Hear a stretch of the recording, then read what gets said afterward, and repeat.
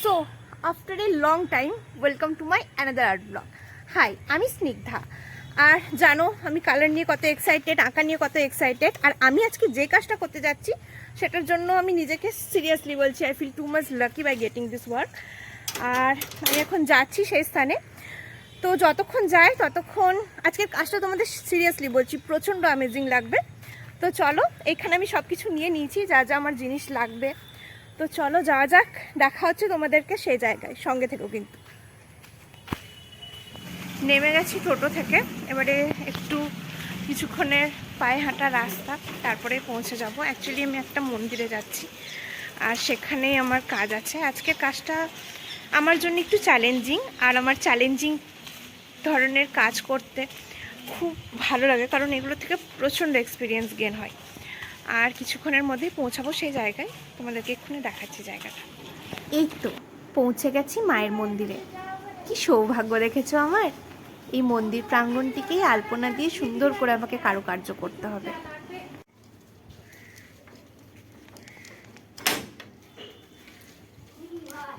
হ্যাঁ এসো।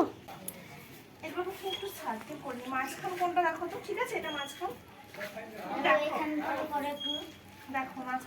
I don't wanna take any risk for this work, তাই আমি মেজারমেন্টটা প্রথমে করে রেখে দেবো। এই কাজটা আমার কাছে প্রথম, তাই আমার একটু চ্যালেঞ্জিং লাগছে। তাই আমি সব কিছু মেজারমেন্ট করে একদম ঠিক করার চেষ্টা করব। দেখা যাক, এই তো স্টার্টিং, লাস্ট পর্যন্ত কি হয়।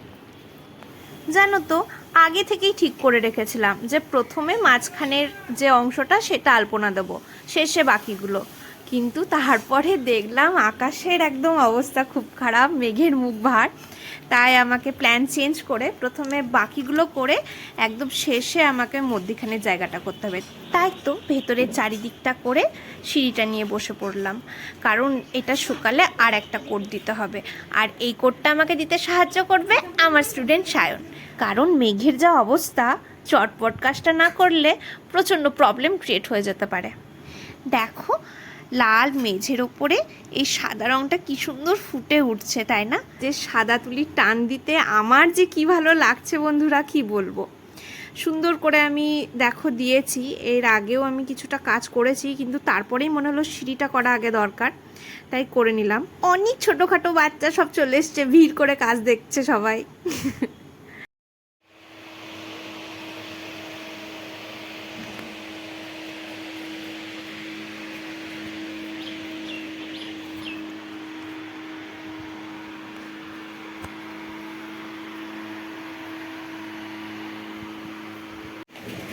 মন্দির চত্বরে এখন কাজ চলছে, অলমোস্ট হয়ে গেছে। শুধু মাঝখানের একটা সুন্দর একটা কলকা বাকি আছে। আর তার মধ্যেই একদম বৃষ্টি শুরু, কারণ বর্ষার ওয়েদার। আর আমার সাথে হেল্প করছে সায়ন। সায়ন, ভালো আছো? কাজ করে কেমন লাগছে? হ্যাঁ, সবাই আমাকে হেল্প করছে। আর দেখো কি সুন্দর, এটা লাস্টে তোমাদেরকে ফাইনাল লুকটা দেখাবো, তাই তো? একদম। হ্যাঁ, চলো এখন টাটা, কাজ করি।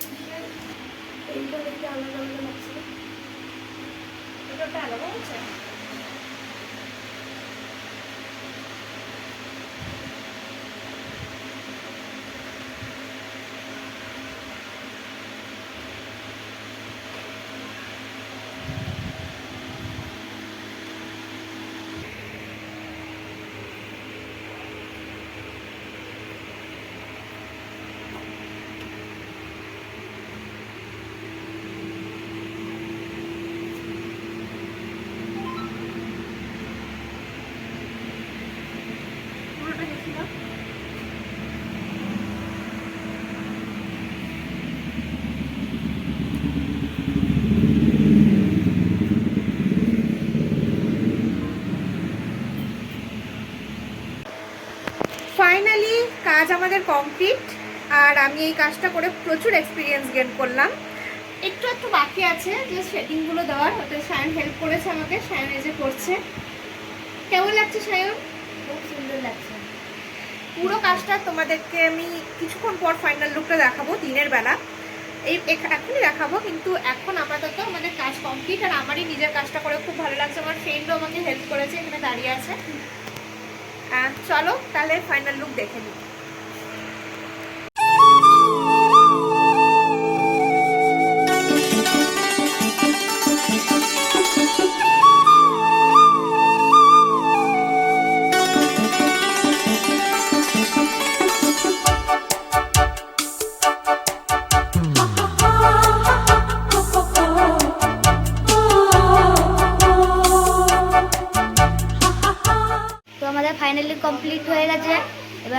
আমরা আবার দেখা করব নেক্সট আর্ট ব্লগে, তার জন্য bye bye, tata. Take care, tata, bye bye.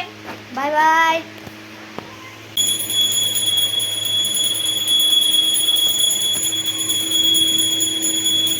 আজকে এত সুন্দর একটা কাজ করার পরে এতটাই ভালো লাগছে যে কি বলবো। আর তোমাদেরও যদি ভালো লেগে থাকে, don't forget like share subscribe my channel.